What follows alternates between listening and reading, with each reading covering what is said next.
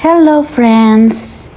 Ito na naman tayo gagawa ng masarap na dessert. Gagamit tayo dito guys ng nasa latang peach. I-drain muna natin para matanggal ang excess na syrup. Habang ginagawa natin ito, nagpapakulo na rin ako ng tubig para gamitin natin sa ating gulaman. Ayan guys, hinihiwa na natin ang peach na maliliit. Ngayon guys, kapag nakita na natin na kumulo na ang tubig, lalagyan natin ito ng 2 sachet ng strawberry jelly. Habang hinahalo natin ang ating gulaman, lalagyan natin ito ng condensed milk.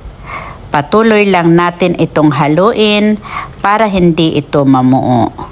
Hindi na din ako gumamit ng asukal tiyan dahil ang tamis ng condensed milk ay sapat na. Pag nakita na natin na na-dissolve na ang ating gulaman, ilalagay na natin ito sa ating nireding lalagyan.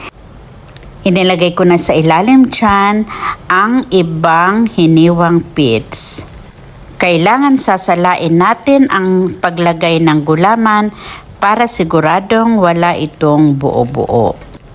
Ngayon, hayaan lang natin itong tumigas dahil ilalagay natin yung ibang peach para sa ating pang-toppings. Kung gusto nyo naman ng ibang prutas na ilagay para sa toppings ay pwedeng-pwede.